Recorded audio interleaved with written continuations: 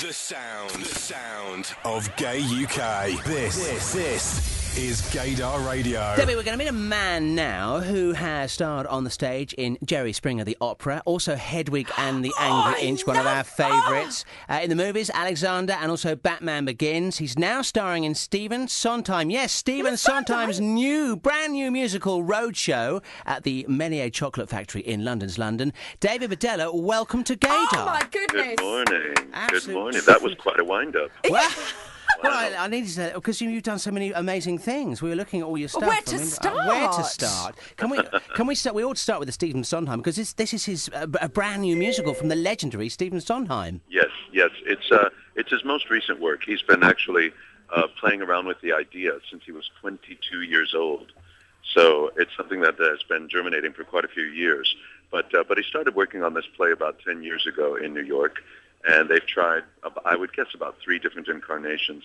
None of them have really proven to be successful until now. I love it! So what's the story? It's the story of the Menier brothers, who are 2 gents who lived, I think they were born right around the 1870s. They lived through the turn of the century. They were part of the big Yukon gold rush, went up and made their fortunes, and then spent the next 40 years crossing, the United States, wreaking havoc everywhere they went. So they were a bit crazy, a bit mad. They were 2 brothers who loved each other intensely and hated each other intensely, and this is the story of their lives. So why did Sondheim choose this particular subject material? It was just a story that he read in the New Yorker way back in I guess it was sometime in the 1950s, and it was a story about Wilson Menier, who was the character I play. He was an entrepreneur. He did many things, from starting the Brown Derby restaurant in Los Angeles, to backing a boxer, to writing a Broadway play, to producing things in Hollywood. So he was quite an entrepreneur, and the story just fascinated him, and it stuck with him, and he decided to write a musical about it. And what are tell us a little bit about the music itself and the songs, because that's what we... Oh, dear. What don't we love about Sondheim? Oh, it's great, isn't it? Yeah. I had the real, the distinct pleasure of actually sharing his company for a while.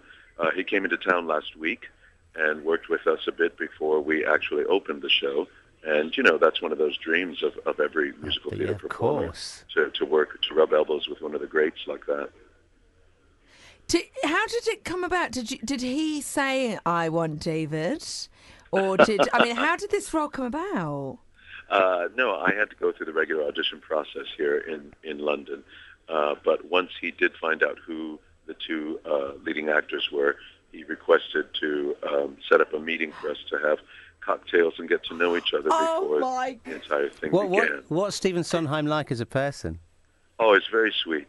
He's very humble and soft-spoken, a quiet man. Once you get him talking, he does tell a good story, and he's got many stories. But yeah, he's rather a soft-spoken guy. And was he able to help you sort of get more into your character than perhaps you'd originally just got from the script? Oh, definitely. I mean, he told me stories of things that are not included in the play itself, but things that he knows about Wilson Menier, things that he was told by. He hunted for quite a while to find someone who was actually still alive, who knew Wilson Menier, and he had a conversation with George Abbott, the famous Hollywood director and Broadway director, and he said that he hated him. He said he was an absolutely awful person, awful human being. So he shared a lot of insights into his real personality. It's now my job to make this hateful person charming and likable. Oh, if anyone can, you can. Do you know what? I'll give it a go. I read through what you've achieved and what you've starred in, David, and it's just jaw-dropping. You were starring opposite Anthony Hopkins in Alexander. You've starred opposite Christian Bale. In Batman Begins. I mean, and Hedwig and the Angry Inch, one of our favourite. Oh, isn't that a brilliant show? Yeah. Oh, and I had great things. Sadly, I didn't catch you in it because I didn't see the musical. But the reviews about you said, you stole the show in it. What was it like playing Hedwig? Oh, well, it was fantastic. I mean, and really, it's probably the hardest thing I've done to date because it's you and a 6-piece band on stage all night. it's you doing 11 songs and telling monologue after monologue. So if you've probably seen the film, haven't you? Yes, yeah, I love the film. All of those characters in the film are played by one actor on stage. Oh, my goodness. So you're having conversations with yourself all night long. I often do that, David. I often do that. That's true, isn't it? Why do you think that's such a standout musical as a piece? Why is it a stand-up musical? Yeah, why stand out? Why is it so? Oh, well, the music is brilliant. You know, it's based in the punk rock era. It takes place in the 80s, and it's just, it's great rock music. And when you get the right actor up there, you can do a lot of screaming, and the audience loves to see people just sort of go for it full tilt. And it's a good time. I heard you did go for it full tilt.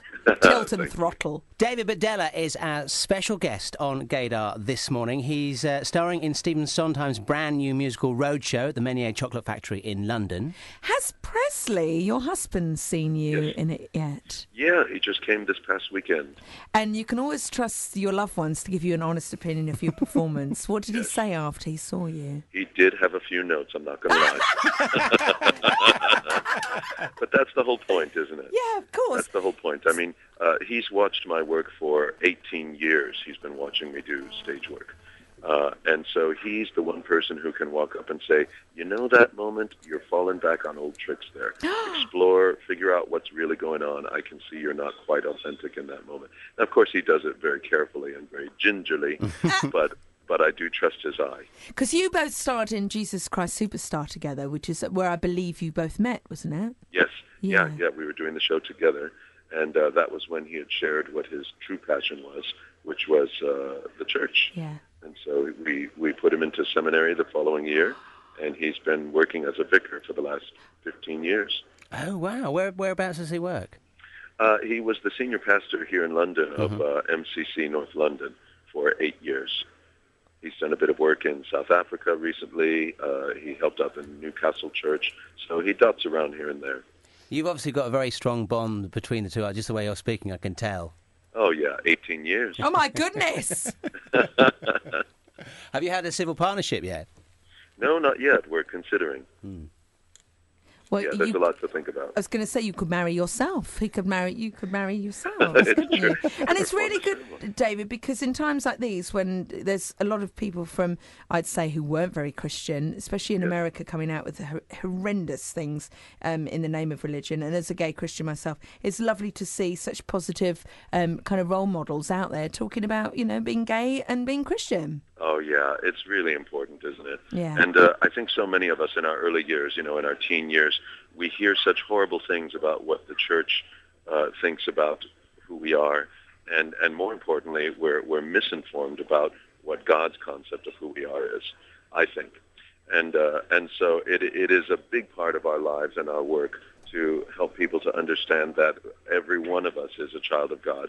If that is our belief system, that we believe in God, we're all welcome to that. It's not something that is only for a certain part of humanity.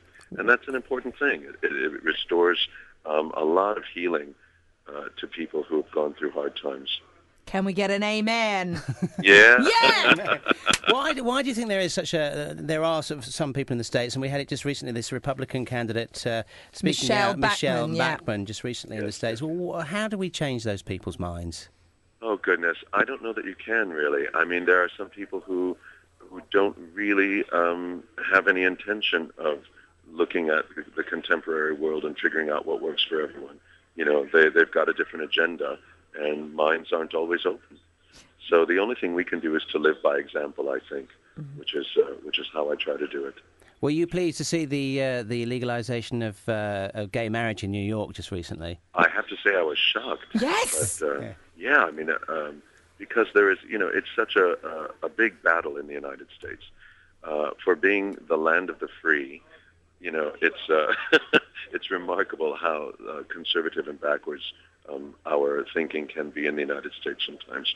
So I think it was a tremendous step forward, and I'm really, really proud of the people in New York who made it happen. Do you think Obama is doing enough for LGBT rights in the States? Well, it's hard to say. I mean, I don't have as much exposure to all that he does living here in London. It's not like in New York where every day you pick up the paper and there's the information at your fingertips. So I would have to say I'm a little ill-informed about exactly what's going on there. Well, yeah, the big thing about obviously now for you is the Stephen Sondheim musical. That must be such a thrill to be working. This is a brand new piece. When was the last time he wrote something new? Well, this is his most recent piece. Yeah. He's been working on it since the mid-'90s. Wow. And right up to last week. I mean, we were getting changes in music, and I want this line in instead. Let's change that dialogue. I mean, he's still crafting the piece. But he wasn't able to spend a whole lot of time with us because he's in the process of writing his second book. I think it's the number 2 installment in his autobiography. And he's got deadlines that he had to meet back in New York. David, you're going to be in that. You'll be in his autobiography. How many what people he can said. say that? Wow. I'm in Sondheim's biography. Yeah. And do you have any particular favourite songs, if we come and see it, we should be looking out for? I do. I think one of the loveliest moments of the show, I told you that the brothers, they head up to the Yukon to try to discover gold. And they have very troubled lives after that. They have a lot of anger issues and abuse between the two of them. But this is one of those moments that's just a little nutshell. They're out in the Yukon. It's freezing cold. One of them splits the other's sleeping bag by accident, and they have to both crawl into one sleeping bag to keep from freezing to death. And they start to reminisce about their childhoods. And it's a lovely song called Brotherly Love, where they just laugh and laugh and laugh at the funny things they did in their early teen years. It's a beautiful moment in the show, and one of the great beauties of it. When we come and see it, I'm going to stand up and clap at the end of that. Now I know the story behind it. It's really sweet. I think you'll like it. Well, it's a great show. You've sold it to us. It's called Roadshow, and it's on at the Menier Chocolate Factory in London through until September the 18th, I believe. 17th. Oh, 17th. Okay, well, listen, David Bedella, absolutely fantastic talking to you. Thanks for coming on to Gaydar. Oh, thank you very much. Stand by. Across Gay UK. On mobile, online, and on digital radio in London and the Sussex coast. This is GaydarRadio.